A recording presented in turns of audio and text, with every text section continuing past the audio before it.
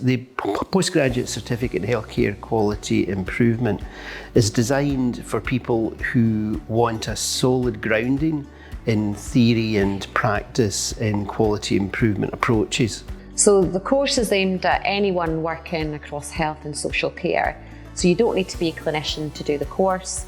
And we have had administrators, finance managers and so on, but we predominantly have clinicians on the programme. By the end of the course, they should have a good idea of the science, the application of techniques in particular settings, and of the variety of techniques that they can apply. Their intention is that they'll then be able to decide which bits will work for them in their workplace. There's a quality improvement science module that does what it says on the tin. It explains the science, it gives people familiarity with the main kind of theoretical and practical approaches.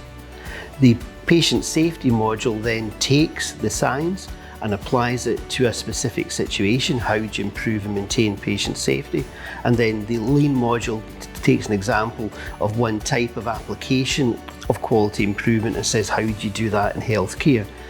If you take the three modules together, it should leave people with a good understanding of QI as a whole. There are other improvement courses. They're particularly practice-based, so they're not run by universities. They're run by NHS that are actually very good, that would teach some of the practical skills of applying improvement. I think the main difference is that because this is at master's level, it's not just about learning the tools and applying them, it's really about being critical of them. So what worked, what didn't, where's the evidence base for using the tool that you've chosen or the methodology? I think for me it was the various approaches that the three tutors brought to the subjects, and across the three modules, while the subjects were all looking at quality improvement in the healthcare environment, they were looking at applying the theory in very different ways. For me, I think it was the ability to lift the theory from the course content and apply it to perhaps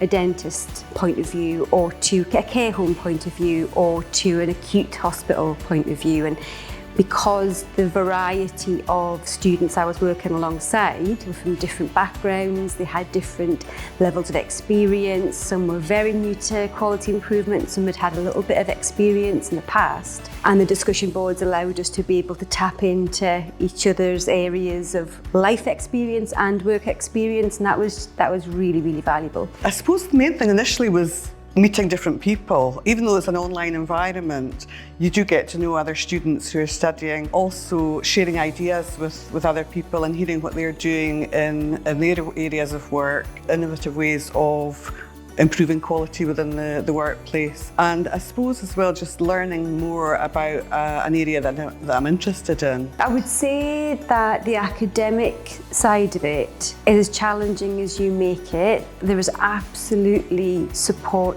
for those people who perhaps haven't approached academic work at this level for quite a long time. I was one of them. I found the course content very easy to digest. I found it very relatable to my work. I found it interesting and it wasn't onerous. I think the good thing about doing the online course is the fact that there is a bit of flexibility, so you can fit things in around family and work commitments. But the other thing that's quite good is the tutors, lecturers are very approachable. You get your deadlines quite well in advance, so you do know what's happening, and if you've got a clash, it's usually quite easy to reschedule something or plan around it. But it can be challenging at times, particularly if work is also very busy. One thing it absolutely has done is taken me from a position where I've dipped my toe back into academic study before this course, and I left desperate to do more. What you get from studying, what you get from understanding the theory behind what you're trying to do is just so powerful. I think it's very much worth taking a bit of a risk